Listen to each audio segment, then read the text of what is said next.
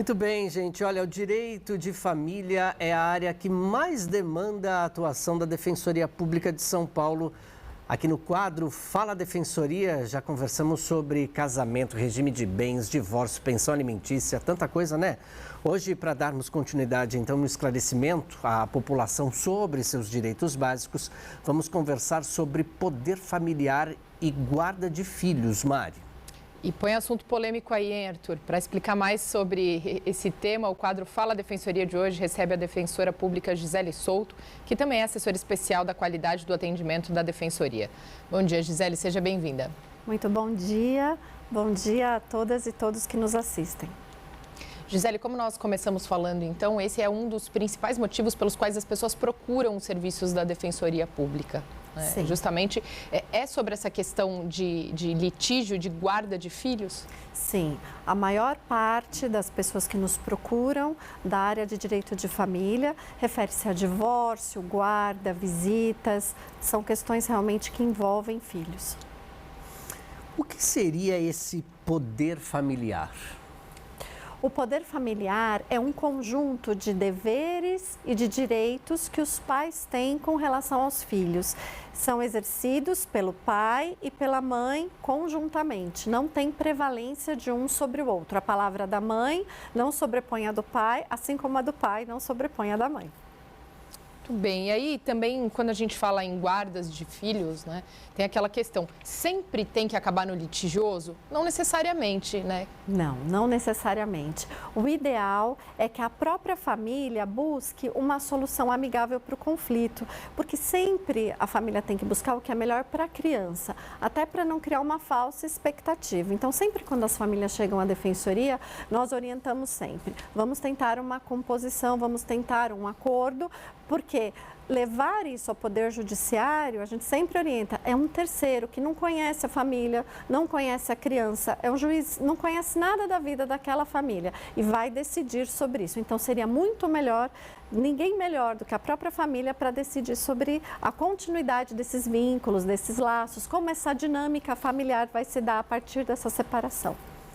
E como disse Mariana Fante, então, logo no início do nosso papo, é um assunto que dá pano para manga, sim, e muitas vezes conflituoso, porque existem ali diversas questões, além das questões psicológicas da mãe, do pai, tem envolvimento da criança.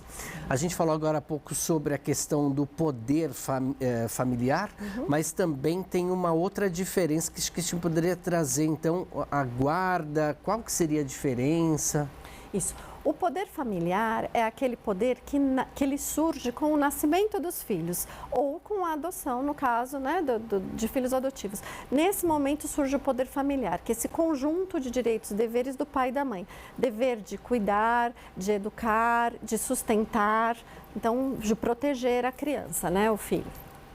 Já a guarda é um conjunto de direitos e deveres que pode ser tanto do pai e da mãe como de uma outra pessoa, porque ele é dado pelo Poder Judiciário, ele é dado pelo juiz.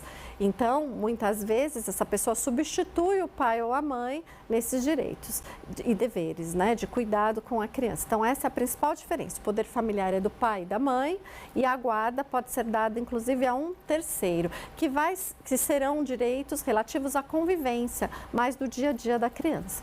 Gisele, quando que essa criança pode escolher com quem ela quer ficar? Se é com o pai ou com a mãe? Então, a criança ela pode ser ouvida. Então, a lei diz que a criança pode ser ouvida, ela pode ser ouvida tanto em estudos psicossociais que são feitos durante esse processo de guarda, quanto diretamente em uma audiência, diretamente ao juiz. Mas é muito importante que a opinião da criança, a criança não tem a decisão, ela vai opinar, ela vai dar a sua opinião. No final, quem decide é o juiz, que pode aceitar ou não a opinião da criança, dependendo do que for melhor para a criança, porque às vezes ela não tem esse discernimento do que é melhor para ela. Eu acho que é um desafio no que se diz respeito a isso, né? Porque se a criança tem que ser ouvida, muitas vezes um adolescente ele já tem uma ideia do que acontece, né? E aí quando ele expressa os sentimentos, a razão dele ali, para o juiz na hora da decisão também é bem complexo, né? Porque tem toda uma avaliação psicológica, enfim. A gente falou sobre, a senhora estava falando sobre a questão das guardas, né? Existem 3 tipos de guardas, assim, vamos explicar para o nosso telespectador, por Vamos, favor? então, o Código Civil, ele traz 2 tipos de guarda, ele traz a guarda compartilhada e a guarda unilateral. Então, a guarda compartilhada, até como o próprio nome já diz, é aquela exercida pelo pai e pela mãe em conjunto. Eles vão decidir sobre o dia a dia da criança, vão tentar equalizar o tempo de convivência com essa criança, essa é a guarda compartilhada. Já a guarda unilateral é aquela guarda que somente um dos genitores, ou o pai ou a mãe, fica com essas atribuições do dia a dia da criança, decide sobre a vida da criança, e o outro fica somente na retaguarda. Essa é a guarda unilateral. E existe uma terceira guarda criada pela doutrina, mas que não está no Código Civil, que ela é chamada de guarda alternada, que é aquela que fica 15 dias com um, 15 dias com o outro, um mês com um mês com o outro, mas em geral é uma guarda que não é recomendada, não é a própria doutrina e os estudos, né, os psicólogos, assistentes sociais tendem a não gostar dessa guarda, porque ela cria, de fato, uma confusão na cabeça da criança, que ora está com um, ora está com o outro. Então, a melhor guarda, ou a guarda que vem como preferência, inclusive no Código Civil, é a guarda compartilhada, onde o pai e a mãe exercem os direitos e deveres, as responsabilidades do cotidiano da criança em conjunto. Essa é a preferência. Citando uma dessas guardas que você comentou, que é a guarda, então, unilateral, quando o genitor não responsável, então, não ficou ali determinado judicialmente por ser responsável, ele continua tendo essa obrigatoriedade de realizar visitas, por exemplo, ou de acompanhar esse dia a dia dessa criança? Sim, o direito à visita, hoje, ele é considerado um direito da criança e do adolescente. Então, ele tem o direito à convivência familiar com o pai. Se a criança ou adolescente tem o direito de conviver com o pai, significa que o pai ou a mãe, que não ficou com a guarda, tem o dever de conviver com essa criança. Mas há um ponto polêmico, porque a justiça não consegue obrigar o pai e a mãe à convivência, né? Então, apesar de dever ter essa convivência, não é possível hoje obrigar esse pai ou essa mãe. Claro que o Poder Judiciário, às vezes, pode aplicar uma multa se esse pai ou essa mãe é ausente, mas isso não substitui o que a gente fala do amor. Até como o STJ, numa decisão bem famosa, a ministra Nancy Andrighi trouxe na sua decisão que o amor, ele é facultativo. Amar, a gente pode amar ou não, mas cuidar, o dever de cuidado, de proteção, isso é dever. E como é que tem sido analisado isso, a quantidade de casos que são analisados aqui no estado de São Paulo em relação a esse assunto, hein? São muitos os casos e nós temos, então, uma grande demanda por esses estudos sociais, né? Então, a gente tem uma fila desses estudos sociais, por quê? Porque nem sempre a família consegue se compor e levar ao Poder Judiciário um acordo para homologação, que é sempre muito importante, que é possível fazer essas tratativas extrajudicialmente, porém, é sempre depois necessário levar para o juiz homologar para ter validade esse acordo.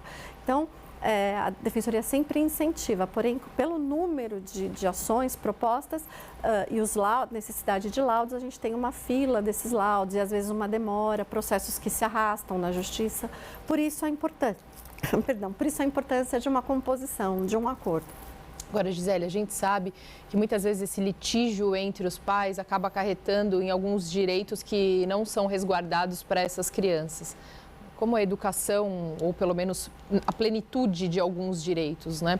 Nesse caso, se alguém acompanhar, algum parente próximo, algum amigo, acompanhar essa questão e quiser denunciar, pode ser feito? Pode denunciar. Inclusive, quando a gente fala de guarda unilateral, aquele outro que não ficou com a guarda, uma pessoa da família, uma pessoa próxima, que verifique que ainda não está em condições adequadas, apesar da guarda ter ficado com uma pessoa, não está em condições adequadas, ela pode pedir essa modificação de guarda. Então, ela pode tanto denunciar esses maus tratos, eventuais abusos, como também pedir a modificação dessa guarda. Deixa eu te falar uma coisa, muita gente participa conosco aqui no Estúdio Alesp, viu? Por meio das redes sociais. Tem uma dúvida aqui de um telespectador, João. Ele diz assim, olha, tem uma guarda provisória de meu filho. Já estou com ele há 11 anos. Como devo proceder? Tem validade essa guarda provisória? Não. A guarda provisória, ela dura enquanto não terminar o processo, enquanto essa decisão judicial não for reformada, vai valer a sua guarda provisória. Mas é importante sempre verificar em que estágio está o processo, porque às vezes esse processo já pode ter até caminhado, ele já pode até ter sido sentenciado, ter a guarda definitiva e ele às vezes, né, não foi notificado, não foi atualizado dessa decisão. Mas é possível sim os processos se arrastarem por muitos anos e é importante então sempre, né, acompanhar com o advogado dele ou com a Defensoria Pública, onde, né, em que situação está esse processo. Mas não tem validade, a guarda provisória dura até que nova decisão, até o final do processo. Então, se essa decisão for cassada, nova decisão virá ou no final, essa decisão provisória será transferida, será substituída pela decisão definitiva. Falando em pergunta, nós recebemos uma outra pergunta também pelo WhatsApp aqui de um internauta, ou no caso telespectador, perguntando o seguinte, no caso de guarda unilateral, quem fica na retaguarda pode ser apontado como alienação parental e nessa mesma guarda há o pagamento de pensão? Então, é importante dizer, então vou começar pelo final.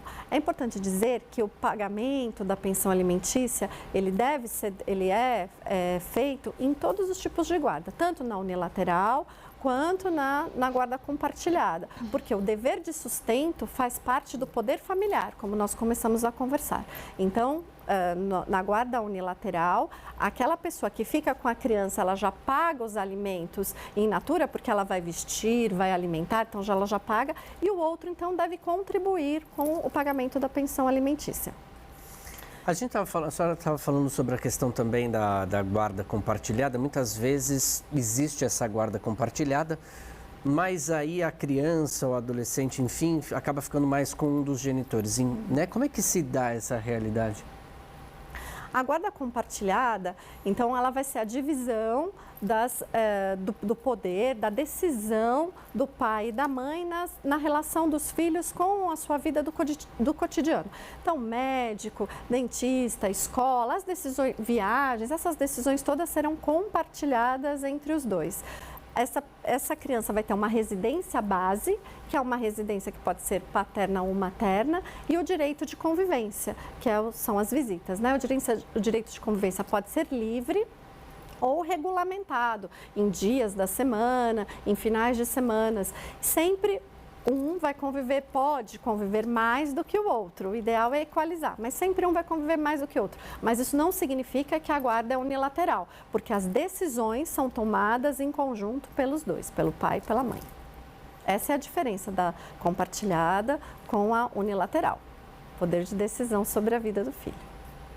Quais são os casos, né, de litígios, de brigas realmente entre esses pais que mais chegam até a defensoria? É justamente aquele pai que não quer ou é aquele pai que quer dividir a guarda e não pode? Aquela mãe que quer ficar mais tempo com o filho do que permitir ao pai? Como funciona?